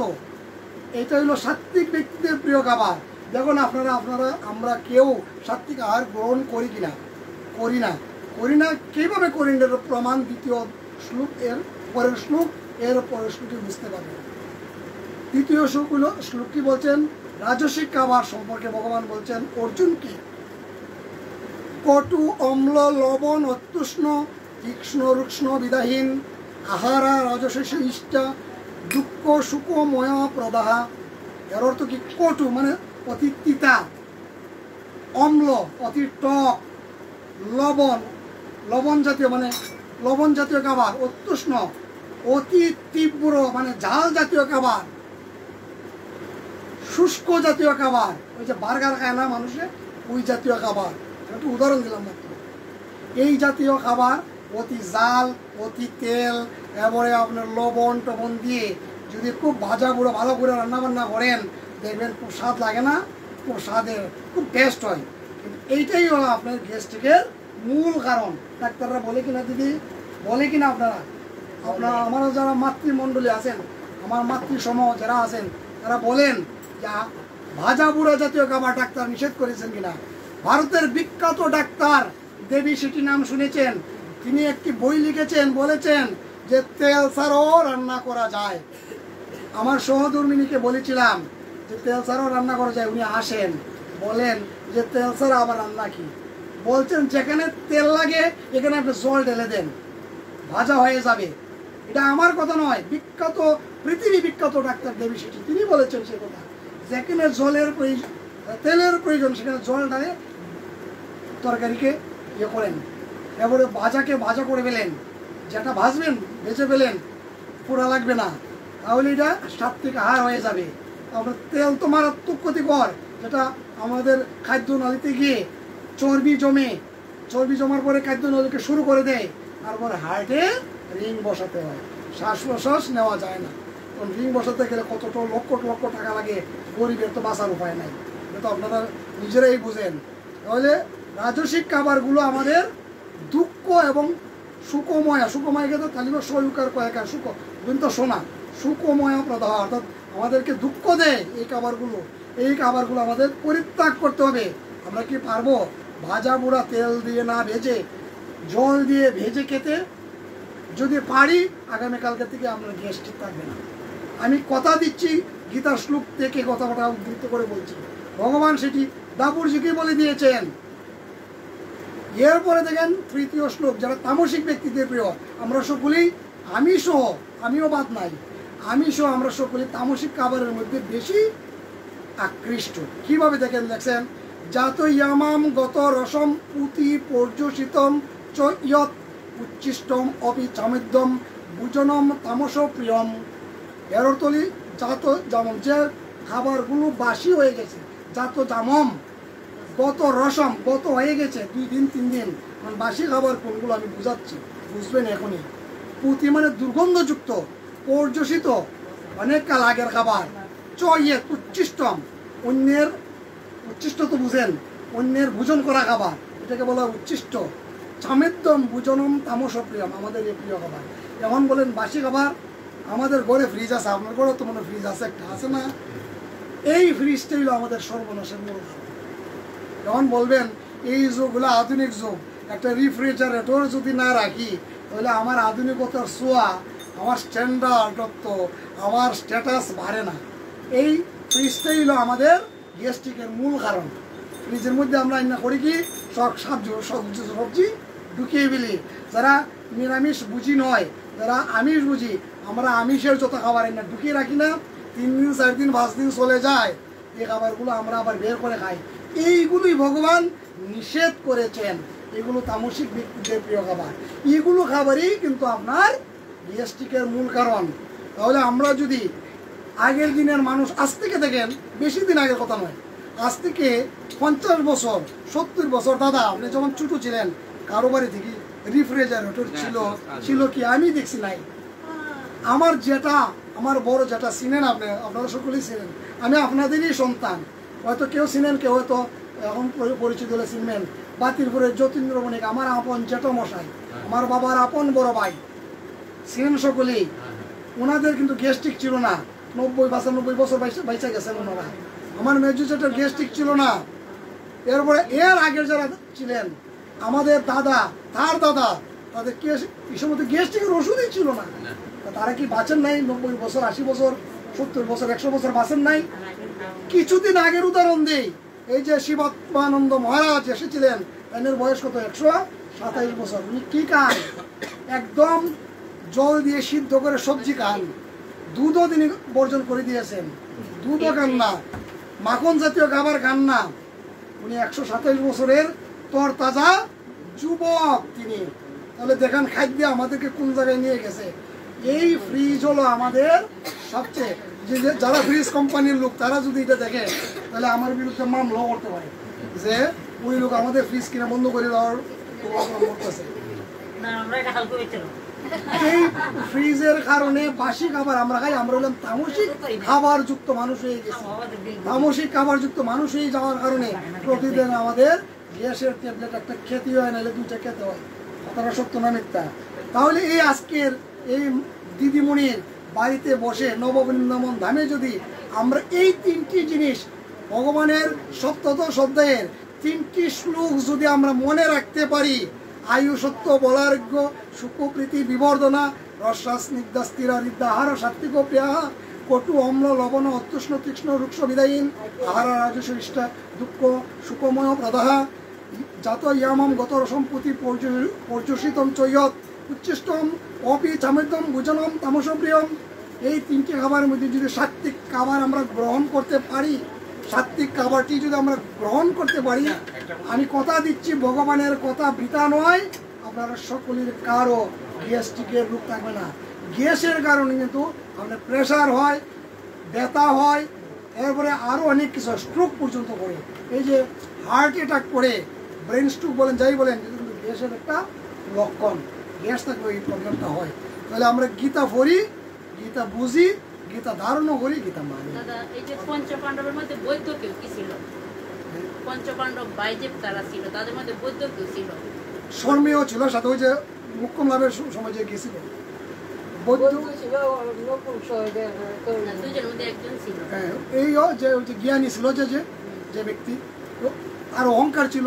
তো যাই হোক, আমরা এই জিনিসগুলো যদি আমরা আজকে এই গীতা পাঠ থেকে, যদি শান্তি দিদির ঘর থেকে, এই দাদার গৃহ থেকে যদি আমরা এই 3টি জিনিস অক্ষর অক্ষরে পালন করতে পারি, আমার মনে হয় না যে আমরা অসুস্থতা ভোগ করবো এবং আমরা আগের দিনের মতোই সুস্থ থাকতে পারবো। তো যাই হোক, এই পৃথিবীতে কেউই যে আমাদের আপন নয়, কেউই যে আমরা আপন হয়ে থাকতে পারি না। এর প্রথম এই পদকর্তাগুলো এগুলো কিন্তু বলে গিয়েছেন, দেখুন কি সুন্দর ভগবান বলে গিয়েছেন। বিভিন্ন পদকর্তারা গীতা থেকে, আমি আগেও বলেছিলাম যে গীতা থেকে আমরা কিন্তু অনেক গান পেয়েছি পদকর্তার কাছ থেকে। আমরা আজকে এখানে সাধুসঙ্গ করতে এসেছি, এই সাধুসঙ্গের অর্থটা কি কি হতে পারে সাধুসঙ্গ করে, এটা নিয়ে একটা গান গিয়ে গান বলবো।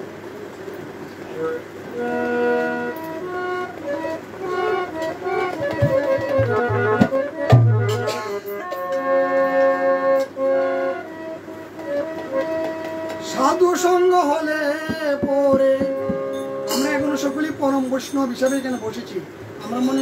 আমি মনে করি আপনারা সকলেই পরম বৈষ্ণব বিদায় এখানে এসেছেন।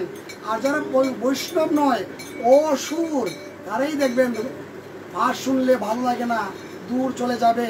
আর যারা এসে গিয়েছেন তারাও বৈষ্ণব। সাধু সঙ্গ হলে পরে জন্ম থেকে উদ্ধার হই, সাধু সঙ্গ ভালো সঙ্গ, সঙ্গ আমার হলো হলো। যদি সাধুর সঙ্গ পেতাম, সাধুর সঙ্গে চলে যেতাম। যদি সাধুর সঙ্গ পেতাম, সাধুর সঙ্গে চলে যেতাম। সাধুর রঙে রঙে মিশাইতাম, সাধুর রঙে রঙে মিশাইতাম। সেই রঙ আমার হলো পরে, সাধুর সঙ্গ ভালো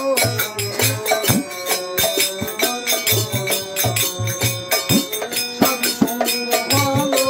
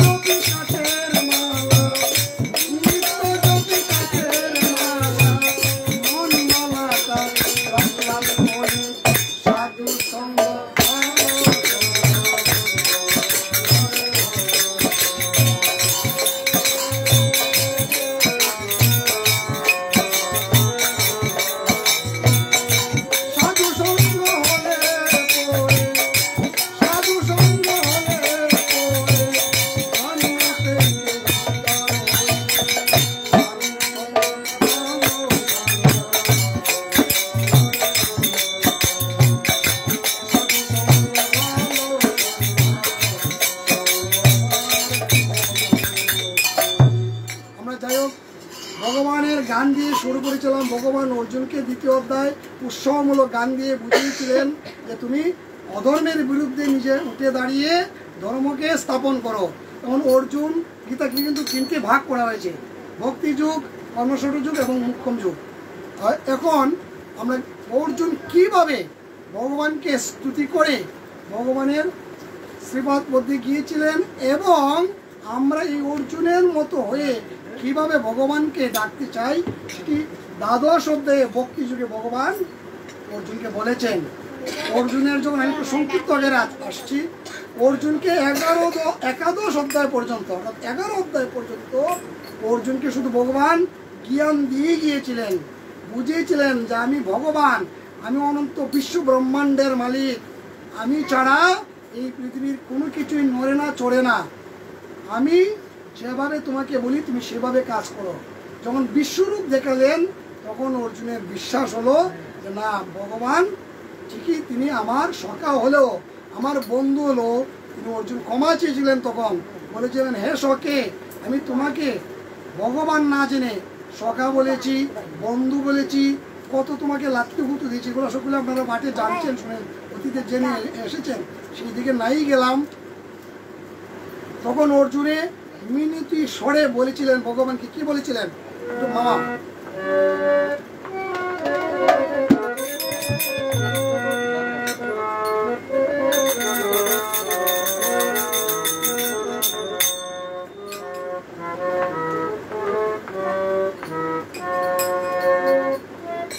তুমি আমার মন মহাজন, অর্জুন বলছেন তুমি আমার মন মহাজন, সদয় নিদয় ওহে দয়া,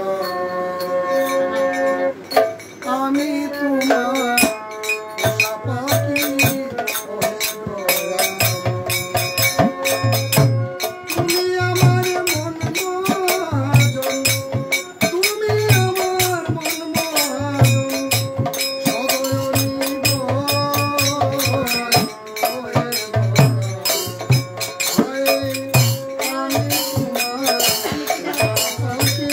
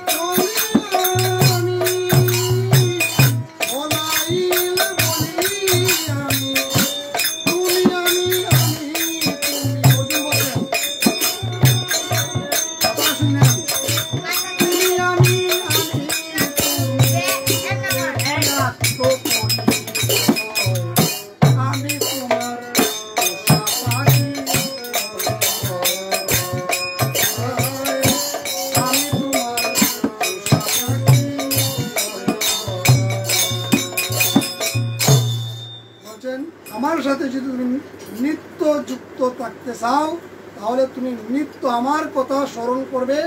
এই কারণে কি তার দ্বাদশ অধ্যায়ে 2 নম্বর শ্লোকে বলেছেন ময়া বিশ্ব মনোজেমম নিত্য যুক্ত উপাস হতে শ্রদ্ধেয় পরে উপতেস্তে তেনে উক্তা তোমা মতা, অর্থাৎ তুমি সবসময় আমার সাথে নিত্য যুক্ত থাকলেই আমি অত্যন্ত প্রীত এবং খুশি, এবং তোমার যুগ এবং ক্ষেম আমি বহন করি। এটা নবম অধ্যায় ভগবান বলেছেন, আমরা সকলেই জানি। যদি নিত্য যুক্ত থাকে, ডিসকানেক্ট যদি না, ডিসকানেক্ট উদাহরণ দিলে বোঝা যায় এই যে আমরা আজকে মোবাইলে ভিডিও করতেছি, ইন্টারনেট দিয়া কানেক্টেড হয়েছি, এইভাবে যদি ভগবানের সাথে যদি কানেক্টেড না থাকতে পারি, ডিসকানেক্ট হয়ে যাই, হারিয়ে যাব।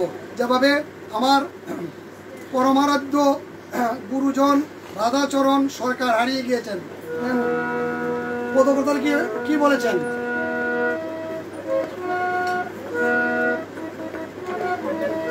থাকতে কুদা প্রেম সুদা পান কররে পাগল,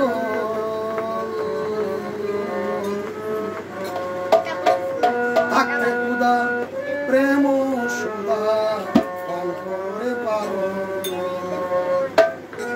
দিন গেলে আর দিন পাবে না, দিন গেলে আর দিন পাবে না, ভাটা যদি লয় যৌবন, থাকতে কুদা কৃষ্ণ সুদা পান কররে পাগল, থাকতে কুদা কৃষ্ণ সুদা পান কররে পাগল। আমাদের আপনার কি রাই?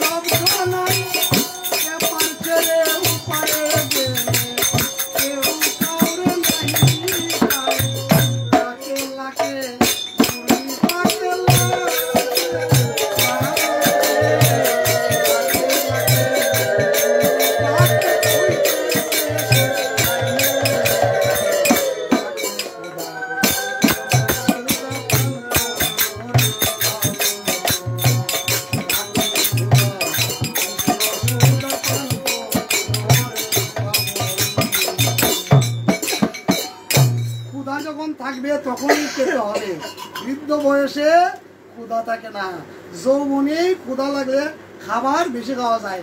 এই কারণে পদকর্তা বলেছেন, চলিতে চরণ চলে না, দিনে দিনে অবশ্যই, আগের বাহাদুরে তোমার গেল কই, গেল কই, আগের বাহাদুরে তোমার গেল কই, চলিতে চরণ চলে না, চলিতে চরণ চলে না, দিনে দিনে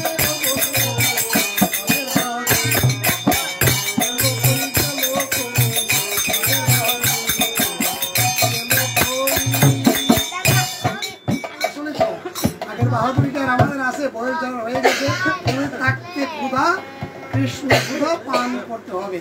এটি হলো মূল কারণ। এখন আমরা যেহেতু পরকালের টিকিট নিয়ে এসেছি, এই টিকিট এই সংসারের মায়া বন্ধনে হারিয়ে ফেলেছি, এই টিকিট কেনা সংগ্রহ করে যদি না যায়, বাস কন্ট্রাক্টর আমাকে কি বাসে তুলতে দিবে? দিবে না, বলবে গেট লস, গেট আউট। আমাদেরকে যেতে হবে, তখন আমার বন্ধু বান্ধব আত্মীয় স্বজন কেউই যাবে না, আমাকে শ্মশান পর্যন্ত নিয়ে যাবে। এর পরের জায়গা তো আমাকে দাদা যেতে হবে না দাদা, শ্মশান পর্যন্তই আমার বন্ধু বান্ধব, স্ত্রী, আত্মীয় স্বজন, মেয়ে, ছেলে আমাকে নিয়ে যাবে। এর পরের জায়গা অন্ধকার, এই অন্ধকার জায়গাটা আমাকে দেখিয়ে নিয়ে যাবেন অনাদির আদি গোবিন্দ। এখানে আমরা শেষের টিকিটটি হাতে নিয়ে যাই। সেদিনও বলছিলেন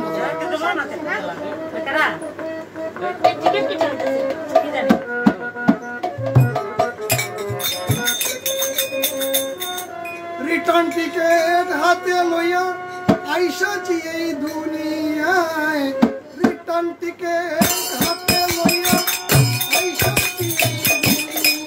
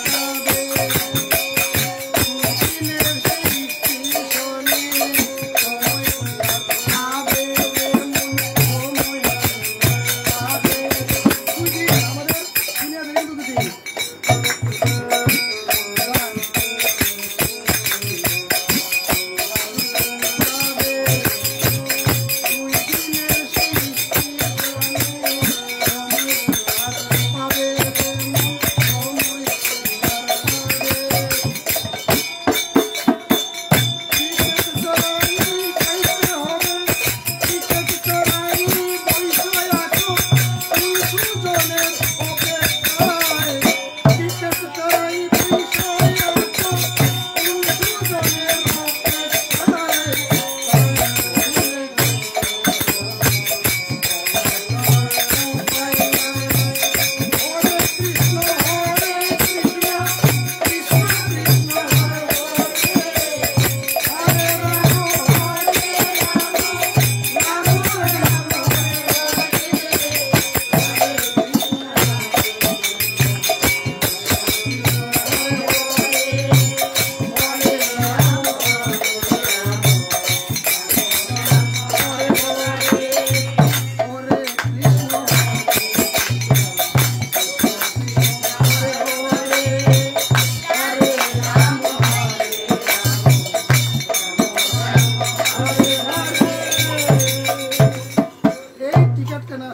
যাবে আপনার এই অন্ধকার জগতে, শ্মশান পর্যন্ত যাবে বন্ধু বান্ধব আত্মীয় স্বজন, এরপরে যাবে এই 16 নাম 32 অক্ষর। এই টিকিটখানা নিয়ে আমরা আস্তে আস্তে বাড়ির পথে এগিয়ে যাব। এই কথা বলে যদি আমার কোনো ভুল ত্রুটি হয় ক্ষমা সুন্দর দৃষ্টিতে দেখে নেবেন। আমি আপনাদের চরণের ধুলি মাথায় নিয়ে যেতে এসেছি, সাধু সঙ্গ করতে এসেছি। সকলকে আমি আবারও দণ্ডবোধ প্রণিপাত জানিয়ে কল্যাণিয়া মাতৃমণ্ডলী, কল্যাণিয়া দিদি এবং দাদা সকলের চরণে দণ্ডবোধ প্রণাম জানিয়ে, আর আমার দিদি মিনতি সরকার, তার জন্য সকলে আবার একটু প্রার্থনা জানাই। সে তো পৃথিবীতে এখনো আছে, আমরা তো যাইনি, যার জন্য আছে তার জন্য তো আজকে বসলামই। যে চলে গিয়েছেন তার জন্য তো আমরা মঙ্গলার্থে পাঠ করলামই। এখন যে দিদি আছেন তিনি যেন সুস্থ হয়ে আবার আমাদের মাঝে এইভাবে দিদি আমি অনুরোধ করব যে কোনো একজন পাঠক দিয়ে দিদি যেন সুস্থ হয়ে আসার পর আবার একটি গীতা পাঠের আয়োজন করবেন, যে কোনো একজন প্রবক্তা নিয়ে আসবেন, যে কেউ কি নিয়ে আসবেন, যাকে আপনার মনে চায় আসবেন, সেই প্রার্থনা জানিয়ে আবার আমরা ভগবানের নাম জপ কীর্তন 3 বার করি। মিনতি সরকারের মঙ্গলার্থে একটু দাঁড়িয়ে বলতে চাই, আমি ভগবানের দ্বারা দাঁড়িয়ে দণ্ডবোধ প্রণাম করে ভগবান অত্যন্ত খুশি হন। সকলেই দাঁড়িয়ে করতে চাই। মিনতি সরকারের উদ্দেশ্যে আমরা 3 বার 16 নাম অতি সকল জপ করবো। হরে কৃষ্ণ কৃষ্ণ কৃষ্ণ হরে হরে, হরে রাম রাম রাম হরে হরে, হরে কৃষ্ণ কৃষ্ণ কৃষ্ণ হরে হরে, হরে রাম রাম রাম হরে হরে, হরে কৃষ্ণ কৃষ্ণ কৃষ্ণ হরে হরে, হরে রাম হরি ওম তৎসৎ, হরি ওম তৎসৎ।